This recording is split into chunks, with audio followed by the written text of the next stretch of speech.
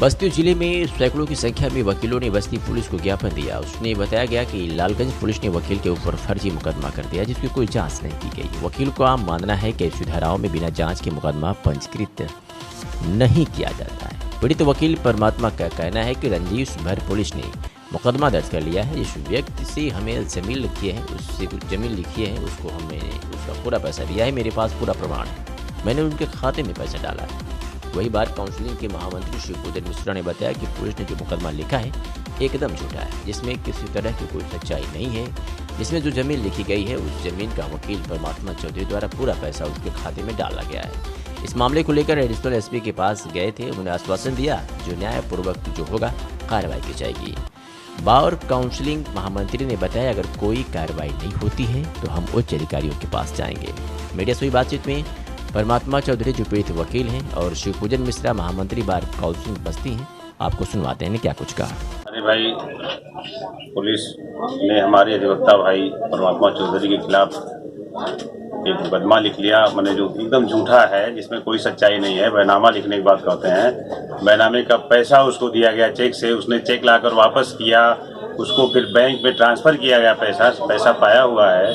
सारी बातें हैं, लेकिन अब कुछ व्यक्तिगत बताते हैं कि वहाँ स्थानीय पुलिस रंजिश रखती है, वो के हिसाब से इस नाते मुकदमा लिख दिया है। इसी के खिलाफ हम लोग मिलने गए थे और एडिशनल साहब ने आश्वासन दिया है कि ऐसा कुछ नहीं होने पाएगा, अन्याय कतई नहीं होने पाएगा। वकील साहब के साथ न्याय होगा, जो सही बात होगी वही होगी। ऐसा कुछ नहीं है, इससे घबराइए नहीं। जरूरत पड़ेगी तो विवेचना भी ट्रांसफ़र कर दिया जाएगा और इसीलिए हम लोग मिलने गए थे। वकील साहब, ऐसी क्या घटना घटी कि आपको न्याय मांगने के लिए एसपी ऑफिस आना पड़ा? भैया जी, मैंने 19/5/2023 में एक बैनामा लिखा।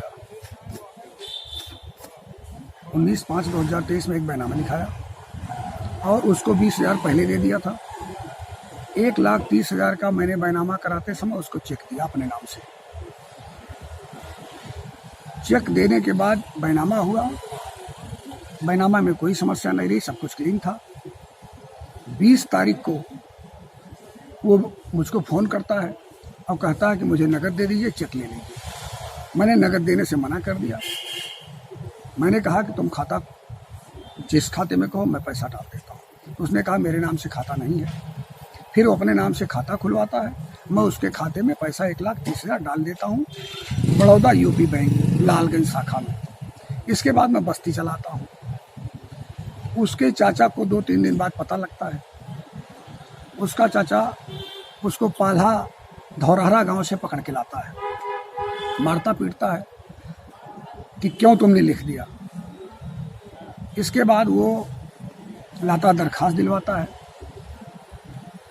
इसकी जानकारी जब उसके सगे भाई को होती है तो उसका सगा भाई राम मिलन दिनांक 23 को अपने चाचा के खिलाफ ही एक एप्लीकेशन देता है कि मेरा चाचा मेरे भाई को मारा पीटा है और मेरी दुश्मनी बढ़ाने की गरज से अन्य लोगों पर FIR करवाने के प्रयास में है, झूठा दरखास्त दिलवा रहा है।